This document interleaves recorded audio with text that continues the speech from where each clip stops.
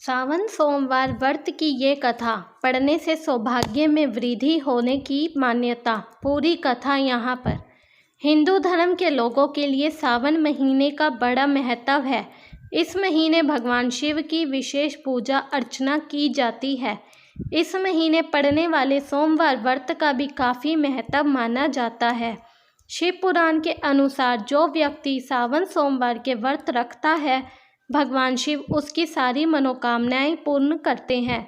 कोई भी उपवास बिना व्रत कथा के अधूरा माना जाता है। यहाँ आप जानेंगे सावन सोमवार की पवित्र कथा। प्राचीन समय की बात है। एक साहूकार था जो भगवान शिव का भक्त था।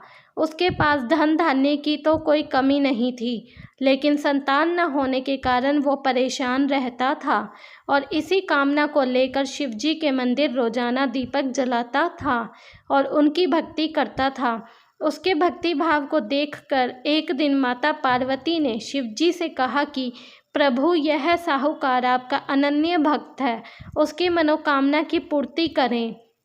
शिव बोले कि हे पार्वती, इस साहूकार के पास पुत्र नहीं है, जिस कारण ये दुखी रहता है। माता पार्वती ने आग्रह किया कि हे ईश्वर, कृपया करके आप इसे पुत्र रत्न का वरदान दे दीजिए।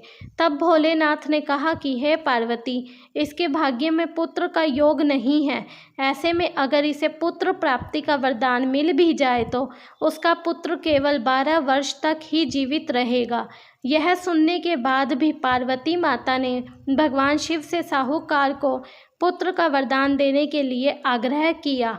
माता के बार बार कहने से भोलेनाथ ने साहूकार को पुत्र का वरदान दिया, लेकिन साथ ही ये भी बता दिया कि वह पुत्र केवल 12 वर्ष तक ही जीवित रहेगा। साहूकार ने सारी बात सुनी, इसलिए उसे ना तो खुशी हुई और ना ही दुख। तब वह भी पहले की तरह भोलेनाथ की पूजा अर्चना करता रहा।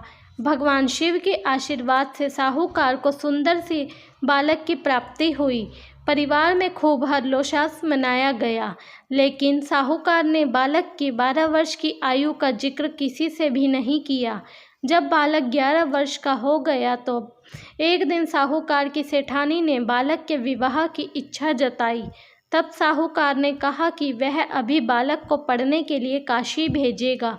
साहूकार ने बालक के मामा जी को बुलाया और कहा कि इसे काशी पढ़ने के लिए ले जाओ और रास्ते में जहाँ जहाँ रुकना वहाँ यज्ञ करते और ब्राह्मणों को भोजन कराते हुए ही आगे बढ़ना।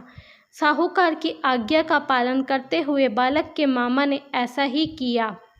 मार्ग पर आगे बढ़ते हुए वो दोनों ऐसी जगह पहुँचे जहाँ राजकुमारी का विवाह था। जिससे राजकुमारी का विवाह होना था वह एक आंख से काना था। लड़के के पिता की नज़र अति सुंदर साहूकार के बेटे पर पड़ी तो उनके मन में आया कि क्यों ना इसे ही घोड़ी पर बिठाकर शादी का कार्य संपन्न करा लिया जाए। तो उन्होंने साहूकार के बेटे के मामा से बात की और कहा कि इसके बदले में वह आधा धन देंगे, जिस पर वे राजी हो गए। इसके बाद साहूकार का बेटा विवाह की बेदी पर बैठ गया और जब विवाह हो गया तो उनने जाने से पहले राजकुमारी की चुंदरी के पल्ले पर लिखा कि तेरा विवाह तो मेरे साथ हुआ है, लेकिन जिस राजकुमार के साथ तुझे भेजेंगे वह तो एक अंधा आँख का काना है। जब राजकुमारी ने अपनी चुनरी पर यह लिखा हुआ पाया तो उसने राजकुमार के साथ जाने से मना कर दिया। बारात वापस लौट गई। उधर मामा और भांजे काशी पहुंच गए थे।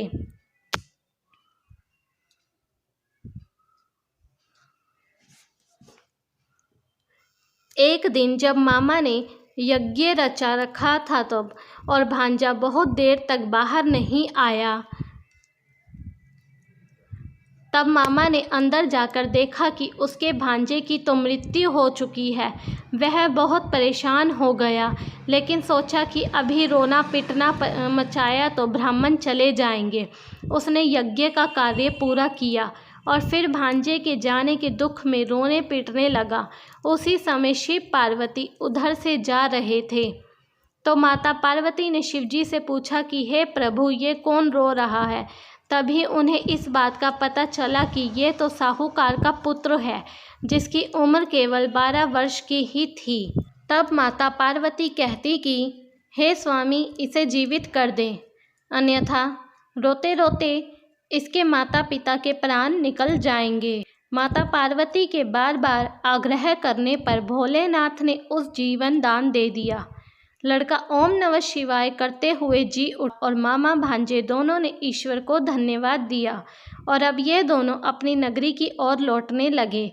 लौटते हुए रास्ते में वह नगर पड़ा जहाँ राजकुमारी ने उन्हें पहचान लिया।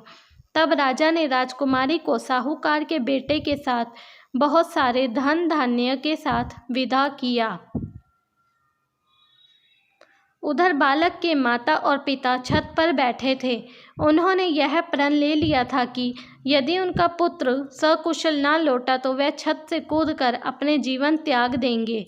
तभी लड़के के मामा ने आकर साहूकार के बेटे और बहू के आने का समाचार सुनाया। समाचार सुनकर दोनों प्रसन्न हो गए और उन्होंने अपने बेटे बहू का स्वागत किया। शिवजी ने साहूकार को सपने में दर्शन दे कहा कि तुम्हारे पूजन से मैं प्रसन्न हुआ। इसी प्रकार जो भी व्यक्ति इस कथा को पढ़ेगा या सुनेगा उसकी समस्त परेशानियां दूर हो जाएगी और मनोवांछित फल की प्राप्ति होगी। वीडियो पसंद आई हो तो प्लीज़ कमेंट करके ज़रूर बताइएगा। पसंद आई हो तो लाइक शेयर सब्सक्राइब करना ना भूलें। धन्यवाद।